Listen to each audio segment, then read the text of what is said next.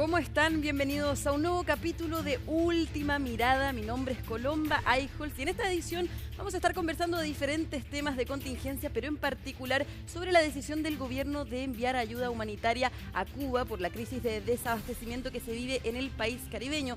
Todo esto tras las presiones del Partido Comunista para que el Poder Ejecutivo pudiera concretar esa colaboración internacional. Y para eso, y obviamente para abordar otros temas, tenemos al diputado del Partido Comunista, Boris Barrera. Diputado, ¿cómo está? Muy bien, Colomba, muchas gracias. ¿Están conformes con el anuncio del gobierno de poder enviar ayuda humanitaria a Cuba? Sí, completamente. Y lo bueno también de esta ayuda es que fue pronta, fue rápido. La decisión después que anunciaron que lo estaban evaluando, y eso creo que es importante porque es una señal valorable desde el punto de vista humanitario que ha hecho el país, no solamente a Cuba, sino que lo ha hecho a Gaza, lo ha hecho a Ucrania también, y siempre que se requiere. ¿Y qué opinaron de las declaraciones del presidente Gabriel Boric tras este anuncio donde dice que es un bloqueo criminal el que está haciendo Estados Unidos, que también se pasan a llevar los derechos humanos de todo un pueblo? ¿Quedaron conformes con esas declaraciones? Claro, creo que también es importante esa señal. De hecho, yo lo manifesté en varias entrevistas, que no solamente era importante la ayuda material, sino que también señales políticas en relación a condenar este bloqueo, porque para nosotros ese es el problema de fondo. De hecho, no es primera vez que el presidente lo ha dicho varias veces, y también en las Naciones Unidas, hace más de 30 años, se votan todos los años una declaración para un proyecto de resolución para condenar ese bloqueo, y Chile lo ha votado en contra, o sea, en contra del bloqueo en el fondo desde el retorno de la democracia hasta ahora.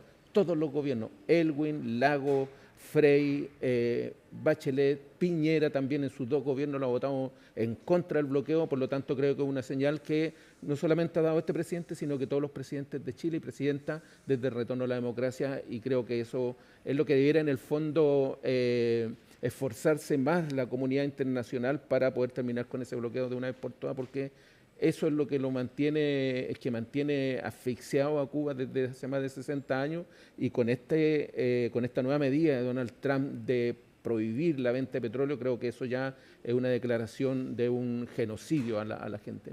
Pero, diputado, hubo críticas por parte de la oposición respecto de la decisión que toma el gobierno. Algunos decían que el Partido Comunista está pauteando al gobierno en esta materia. ¿Es así?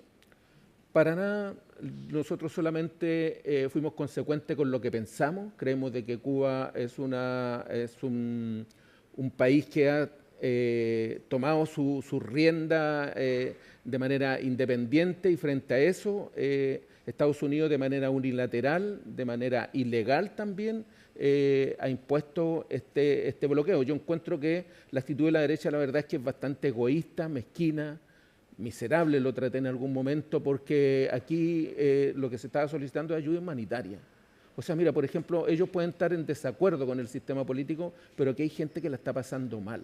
O sea, no hay combustible para el transporte de los alimentos, no están funcionando los hospitales, las incubadoras, o sea, están naciendo niños en este momento, hoy día, que necesitan de incubadoras y no pueden optar a ellas porque no hay energía eléctrica, producto de que no están funcionando las centrales por falta de petróleo. Hay gente que no está recibiendo su alimento porque no hay combustible para transportarlo. Hay gente que lo está perdiendo porque en las conservadoras no se pueden conservar los alimentos. O sea, lo hemos vivido nosotros aquí cuando hay cortes de luz y perdemos los alimentos, se pierden los medicamentos. Por ejemplo, la gente que tiene que guardar insulina refrigerada. Los electrodependientes también. Los electrodependientes, imagínate eso, lo están viviendo todos los días el pueblo de Cuba. Entonces creo que es bastante miserable pensar en que se condicione la ayuda frente a un cambio político, otras cosas. Creo que son cosas completamente distintas. Además, Cuba ha ayudado a Chile independientemente de los gobiernos que han habido desde el terremoto de Valdivia, con azúcar,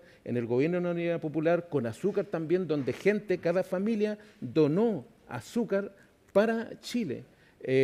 Recibió a cuántos exiliados se fue de aquí de Chile, cientos y cientos de exiliados durante la dictadura. Para el terremoto instalaron un hospital de campaña Y ese hospital de campaña funcionó en el gobierno de Sebastián Piñera. Y nadie le dijo ahí a Cuba, oye, Cuba no nos gusta el sistema político, entonces no recibamos ayuda. O sea, ellos, y no solamente a Chile, al mundo entero, Italia, África, una cantidad inmensa de solidaridad que han entregado. Por lo tanto, creo que es justo, es ético también devolverle la mano en estos momentos que se ve asfixiado por una medida de una persona que se cree el dueño del mundo y que basa su política internacional en el sometimiento y dice, si no hacen lo que yo quiero, entonces le aumento los aranceles o los bloqueo, o los invado, como ha hecho con Colombia, como hizo con Venezuela, como ha hecho con México, como lo está haciendo ahora con Cuba. De hecho, hace poquitos días, no sé si escuchaste, Trump dijo, no creo que Cuba sobreviva.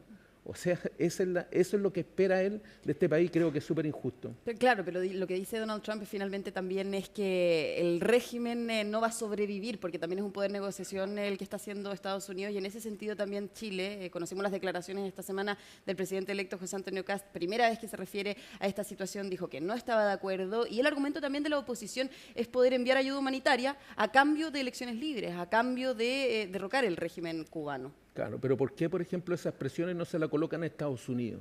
¿Por qué Estados Unidos no deja de acosar a Cuba? ¿Por qué nosotros siempre, o algunos, se refieren o presionan o critican al más débil, pero no critican al grande? De hecho dicen, oye, tenemos que hacer esto, pero lo tenemos que hacer con cuidado. O sea, que no se vaya a enojar, ¿pero por qué? ¿Por qué quién es Estados Unidos para decir qué es lo que se hace y quién hace con ese país? ¿Por qué prohíbe de que alguien le venda petróleo? Yo no lo entiendo. ¿Por qué todos los que se levantan contra Cuba no se levantan contra este sistema o esta mano dura que trata de imponer Trump en todo el mundo y en América Latina ahora con mucho más fuerza? Y todos sabemos que es por la crisis que vive Estados Unidos, por su crisis económica, porque sabe de que está perdiendo espacio con otros mercados como el de China y porque además Donald Trump está metido en un drama ahí legal súper complejo que tiene que ver con la pedofilia, con el caso Epstein, o sea... Pero diputado, volviendo también al conflicto o presiones que hubo por parte del Partido Comunista, conversaciones, si se quiere llamar, con el Poder Ejecutivo para enviar ayuda humanitaria, ¿ve como un gesto político, un guiño por parte del presidente Gabriel Boric al Partido Comunista el envío de ayuda humanitaria y sus posteriores declaraciones tras haber calificado a Cuba como una dictadura?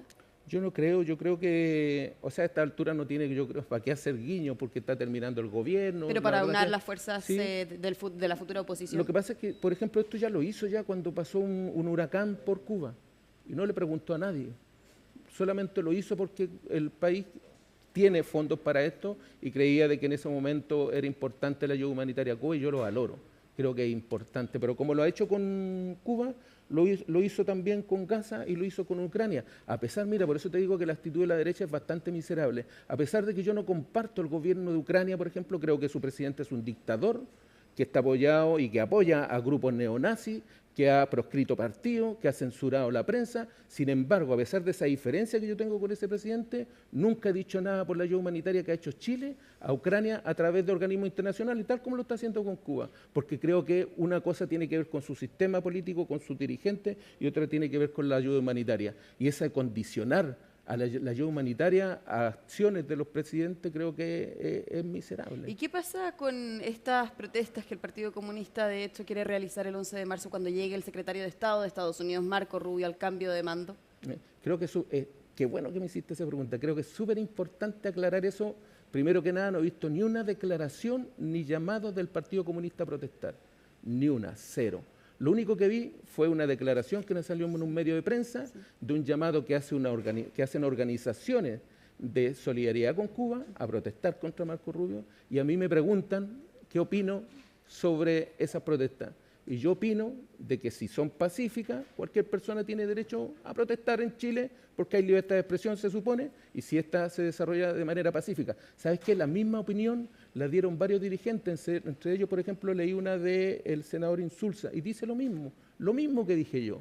Pero cuando hablan de nosotros, dicen que nosotros estamos llamando, y cuando se lee la declaración del senador Insulza, dice, no, yo creo de que cualquier persona es libre de expresarse, dice, ahora no voy a opinar sobre el fondo, pero está de acuerdo con que la gente se manifieste de manera pacífica. Esa ha sido mi opinión, no hemos hecho ni un llamado, pero creo de que cualquier persona que se quiera manifestar sobre cualquier tema, creo que está libre de hacerlo. Claro, efectivamente lo hace este movimiento de solidaridad con Cuba, pero el Partido Comunista va a participar de ese movimiento, de esa protesta que se va a generar el 11 de marzo. Yo no lo sé, yo creo que va a ser... ¿Pero usted? Yo no, yo voy a estar ahí en el cambio de mando en ese momento. Nosotros ese día tenemos que jurar también, pero como te digo, yo creo que cualquier persona es libre de expresarse. Ahora sobre el motivo, o sea, este personaje Marco Rubio, yo creo que es una persona nefasta. Ese es el mensajero de Donald Trump para someter a los pueblos. Y no lo digo yo, lo ha dicho él mismo, por ejemplo, en una visita a Ecuador, cuando dice, nosotros tenemos para nuestra política internacional los colaboradores y los que no colaboran. Y los colaboradores, bueno, ahí ellos tendrán sus negocios, y los no colaboradores, o sea, los que no creen como él, los somete, los obliga, le aumenta los aranceles y los amenaza con intervenciones, como lo hizo, por ejemplo, con México, que dijo de que ahí parece que en su gobierno había ahí algo con el narcotráfico, y dijo, a lo mejor vamos a tener que hacer algo. O sea, ¿por qué? ¿Por qué Estados Unidos se atribuye el poder de intervenir a quien no esté de acuerdo a sus intereses? Es lo mismo que fue a decir Marco Rubio a Europa hace poquito. Dijo, o sea, tenemos que volver a la época de la colonia en donde Occidente gobernaba todo el mundo, el sur global. Y quien no, dijo, y lo podríamos hacer solos, dijo, lo podríamos hacer solos, pero los venimos a invitar a ustedes a ver si quieren sumarse a esto, a retomar ese colonialismo. O sea, creo que lo que está sucediendo en términos internacionales con Estados Unidos es gravísimo, gravísimo. Y me sorprende que todos se levanten, como te decía, contra los países pequeños, contra los que tratan de rebelarse frente a eso, y no contra el imperio este que está tratando de implantar por la fuerza Donald Trump. Justamente también en ese sentido el progresismo se ha manifestado justamente por situaciones como esta, en donde hay desacuerdo. ¿Qué pasa con la venida también posible, venida a Chile de Nayib Bukele? El presidente ya se había reunido con él, lo invitó al cambio de mando, se espera que esté en los primeros 90 días aquí en Chile. El presidente de El Salvador también pudiera haber quizás una manifestación. No lo sé, la verdad es que yo creo que el gobierno tiene el derecho, nuevo gobierno, de invitar a todos los presidentes y representantes de los países con los cuales tiene relaciones diplomáticas. Esa ha sido la tradición, y yo creo que está en su derecho y tiene que venir aquí quien quiera venir. O sea, no tengo por qué yo coartarlo. José Antonio Kast va a ser el próximo presidente. Él ganó la elección, él va a ser el presidente y él tiene que invitar a quien crea. Ahora, a quien invite, da señales también. Como lo hizo, por ejemplo, cuando hizo su gira en América Latina, fue a El Salvador, fue a Argentina, se sacó una foto con la motosierra, la cual quedamos todos sumamente asustados porque sabemos lo que pasó con la motosierra en Argentina, pero también después fue a una gira a Europa donde se reunió no con países que generen una relación comercial importante con Chile, sino que con países de extrema derecha, países donde gobiernan personas que están en contra, por ejemplo, de los derechos de la mujer, en contra de las diversidades sexuales, muy conservador, súper conservador, y yo creo que esas señales, porque como te digo, puedo invitarlos, pero eso da señales, y esas señales que dio en esa gira son señales súper conservadoras que creo que Chile no podría retroceder a esos pensamientos que tienen esas personas. Si se retoma la batalla cultural, usted mismo lo mencionaba, de este discurso que había dado el presidente electo en Bruselas, ¿cuál va a ser la actitud del Partido Comunista? Sí, bueno, una cosa tiene que ver con los discursos y otra cosa tiene que ver con lo que va a ser realmente. Nosotros hemos dicho que vamos a hacer una oposición constructiva, vamos a tratar de avanzar en lo que podamos avanzar, pero también vamos a ser vigilantes en no retroceder. En no retroceder, pero ni un centímetro en nada de lo que ha ganado el pueblo de Chile, principalmente, por ejemplo, en este caso, frente a esos discursos, las mujeres en el aborto en 3 causales. O sea, creo que no puede haber ni un cuestionamiento a eso, ni menos retroceder. Y cualquier otro derecho que signifique retroceso para la sociedad. Por ejemplo, fue Argentina, esa es una señal importante. En Argentina se acaba de aprobar en el Senado una ley que permite de que las personas pueden trabajar a 12 horas diarias. Entonces, en Chile, cuando estamos avanzando en mejores condiciones laborales, entre esas las 40 horas, en Argentina va completamente al revés. Y si aquí se pretende, por ejemplo, hacer lo mismo, nosotros no.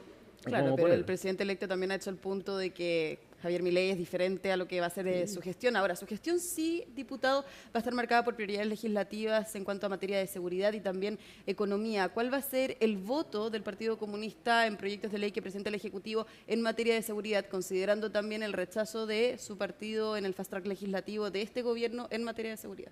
Sí, la verdad es que nosotros votamos alguna cosa en contra que tenían que ver principalmente con proyectos de ley de la derecha, no del gobierno. Eso también hay que ponerlo en claro. Bueno, y como te digo, vamos a avanzar en todo lo que nosotros creamos sensato y que le hace bien a la sociedad. Si no nos negamos, no nos negamos al debate ni nos negamos a la votación. Hay cosas sí que son preocupantes, como por ejemplo el anuncio de una reforma tributaria, en donde pretende bajarle los impuestos a las grandes empresas, considerando de que según un informe del Servicio de Impuestos Internos, las grandes empresas ya evaden y eluden más del 40% de sus impuestos. De que gran parte, por ejemplo, de la disminución de los ingresos fiscales, que fueron las proyecciones que se sobreestimaron y que hubieron errores ahí, gran parte de esos pocos ingresos se deben justamente a los impuestos no mineros, o sea, de estas grandes empresas que evaden y eluden y que tributaron cerca de un 20% menos durante este periodo. Entonces, si tenemos un problema de recaudación en impuestos a las grandes empresas y se pretende bajarles aún más los impuestos, ustedes van a votar en contra. Obviamente. Y qué bueno que me puso también ese tema, diputado, porque le quería preguntar, ¿cómo se entiende que por tercer año consecutivo hay un incumplimiento a la meta fiscal? Sí, bueno, las explicaciones que ha dado el gobierno tienen que ver justamente con lo que te estaba explicando, con bajo en los ingresos, no en el aumento del gasto, porque se ha dicho aquí, se ha instalado un discurso de que estamos gastando, que este es el gobierno que más ha gastado. Bueno, hay que dejar en claro que este es el gobierno donde se frenó el aumento de la deuda pública en 20 años. En 20 años se venía aumentando esa deuda, venía aumentando, ese gasto más bien dicho, venía aumentando, bueno, y en este gobierno se frenó. Por lo tanto, no es que hayamos gastado mucho, sino que los ingresos se estimaron mal, y eso hay que reconocerlo. Hay cosas que son bastante variables, entre eso los ingresos por contribuciones de las grandes empresas, y que creo que eso hay que corregirlo, no a la baja, sino que hay que ver la evasión y la elusión. Creo que eso hay que estudiarlo con bastante cuidado, porque como te digo, hay un informe de hace por lo menos unos 2 años atrás del Servicio de Impuestos Internos que dice de que las grandes empresas se evaden y eluden cerca de un 45% de sus impuestos. O sea, en vez de pagar 100, están pagando 50, 55 nomás. Cuando nosotros, las personas de a pie, tienen que pagar su IVA todos los días cuando van a comprar ahí su kilo de pan.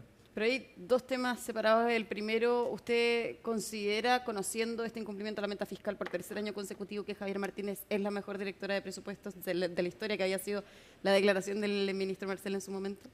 Sí, bueno, yo no conozco a todos los directores de presupuesto, directoras, tampoco durante mi vida. Pero usted como miembro de la Comisión de Hacienda, sí, de la Comisión pero de encuentro por eso, quería hacer el contexto primero, que ellos se han dedicado toda la vida a esto, entonces conocen toda la historia. Yo no, me estoy involucrando hace pocos años, pero creo que ha sido una directora que le ha tocado un gobierno de emergencia.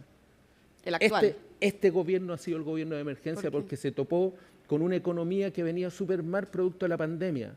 No le vamos a echar la culpa al gobierno. Producto de la pandemia, no solamente en Chile, sino que en el mundo hubo problemas económicos, y este gobierno fue el que tuvo que reponer todo eso, tuvo que tratar de levantarse, bajando la inflación, por ejemplo, enfriando la economía el primer año, decían, recortando una cantidad inmensa del presupuesto, y eso lo tuvo que enfrentar este gobierno para dejar una economía más o menos estabilizada. Con crecimiento, no el crecimiento que queremos, pero con crecimiento, con estabilización de la deuda y con una inflación menor al 3%. Recuerda de que cuando recién asumió este gobierno decían de que iba a haber incluso recesión, o sea que en vez de crecimiento iba a haber menos crecimiento. Entonces todo eso no sucedió, creo de que costó mantener la economía, tuvimos mucha debate en relación a eso también cuando el gobierno en los presupuestos quería bajar algunas cosas y nosotros tratando de reponer, y todo eso lo tuvo que enfrentar la directora de presupuestos. O sea, con ella nosotros tuvimos mucho debate y tuvo que aguantarnos también a nosotros para tratar de mantener las finanzas como intentó hacerlas. Si fue la mejor de toda la historia no lo sé porque no conozco la historia, pero sí que le tocó un gobierno difícil, o sea, un momento de emergencia, como te decía. Este fue el gobierno de emergencia. El que viene va a encontrar una economía mucho más estable que la que recibimos nosotros. No con una inflación del 18%, con una inflación del 2,8%. Pero ese crecimiento que usted dice se condice a que en 4 años no hubo una emergencia de la misma envergadura que fue la pandemia y el denominado estallido social. Sí, por eso te digo, durante la pandemia hubieron, una cosa nunca antes visto en la historia de la humanidad. Sí. Hubo que enfrentarla, yo recuerdo, no solamente desde el gobierno, con todos los proyectos que tramitamos en ese gobierno, yo estuve ahí, tuvimos que tramitar el ingreso familiar de emergencia, varias cosas más, el no corte de los suministros básicos, y por otro lado también la ciudadanía organizándose, haciendo ya comunes. Ojo que también la gente tuvo que vivir ahí cómo mantener la economía de sus hogares cuando estaba todo detenido. Pero todo eso generó déficit, generó inflación por el tema de los retiros, todos sabíamos eso también, pero era el momento, era como la opción para poder generar ingresos para las personas. Bueno, pasaron muchas cosas, los ingresos familiares de emergencia, y todo eso, todos los efectos de eso los recibió este gobierno, económicamente hablando. Como te decía, la inflación, con sobreconsumo. Claro, pero todas esas cosas se advirtieron en su tiempo. También cuando se votaron los retiros, de hecho Ignacio Briones, el exministro de Hacienda, también había advertido que eso iba a generar inflación y de todas maneras en ese momento votaron a favor. Sí, pero en ese momento tú tenías que decir, claro, o no generamos inflación, o generamos inflación, más bien dicho, o que la gente se muera de hambre. Ese era lo que tú tenías que colocar en la balanza. La gente, imagínate, yo soy de un distrito, el distrito 9, donde están muchas comunas que son las más pobres de Chile. Sin mentirte, yo iba a una población donde el 80, el 90% trabajaba en la construcción. Cuando separaron las empresas, la construcción y se fue toda la gente para la casa, estaba casi el 80-90% de la gente en su casa sin trabajo, en poblaciones enteras. ¿Qué había que hacer ahí? Bueno, empezaron las ollas comunes, empezó el ingreso familiar de emergencia, que partió, yo recuerdo, con un monto súper bajo al principio, y había que hacer algo para que la gente pudiera subsistir. Y esa fue una fórmula. No fue la mejor tal vez, pero era la fórmula para que la gente pudiera comer. Diputado, le creo cambiar de tema, ya queda poco para el cambio de mando. ¿En qué pie queda la relación del Partido Comunista con el Frente Amplio y el socialismo democrático? Bueno, nosotros seguimos conversando, muchos han dicho cuántas oposiciones van a haber, si va a haber un puro bloque. Yo creo que independientemente si vamos a estar en un puro bloque con un nombre, el grupo no sé cuánto, creo que eso es irrelevante al desafío que tenemos, que es coordinarnos, independientemente si es con una, con dos, con tres oposiciones, pero coordinarnos de tal forma de generar un contrapeso importante en caso de que el próximo gobierno quiera retroceder en derecho. Creo que ese tiene que ser el objetivo mayor. Y para eso hemos estado dando muestras, estamos conversando con todos los partidos de la centro-izquierda, hasta la Democracia Cristiana, para un acuerdo administrativo en la Cámara que nos va a permitir generar, como te decía, un mayor contrapeso en caso de que haya que jugársela por retroceder o no en algún derecho. Y estamos conversando, estamos sentados con la Democracia Cristiana, con el Socialismo Democrático, con el Frente Amplio y nosotros. ¿Y esas conversaciones se van a dar en el Comité Político Ampliado que anunció este lunes la ministra Vallejo? Se retoma desde el 12 de enero que no se hace, así que el Partido Comunista va a participar no solamente del Comité Político Ampliado, sino también del cónclave oficialista antes del cambio de mando. Yo espero que sí. No estoy en esas invitaciones. Les llegan a mi presidente, pero yo espero que sí. Creo que es importante frente a en el momento en que estamos, en el cambio de gobierno, y hay que ajustar bien las coordinaciones, como te digo, independientemente si sea un puro bloque, 2 bloques, 3 bloques. Al final tenemos que coordinarnos todos para poder enfrentar el próximo gobierno, y no digo enfrentarlo así en oposición, en la pelea, sino que avanzar cuando haya que avanzar y resistir cuando haya que resistir frente a algún retroceso. Y también en la fiscalización creo que va a ser muy importante, porque este gobierno ha comprometido muchas cosas que esperamos que se cumplen si son buenas, que ha generado harta expectativa en la gente, y si no se cumplen, bueno, ahí tendremos que estar nosotros en esa fiscalización, en ese rol. Bien. Diputado Boris Barrera, muchas gracias por acompañarnos en este capítulo de Última Mirada. Le deseamos también el mayor de los éxitos ahí cuando jure nuevamente tercer periodo a partir del 11 de marzo. Tercer y último periodo. Tercer y último periodo. Muchas gracias, diputado, por acompañarnos. Con eso cerramos este capítulo aquí en Última Mirada. Nos vemos mañana en una nueva edición. Que estén muy bien.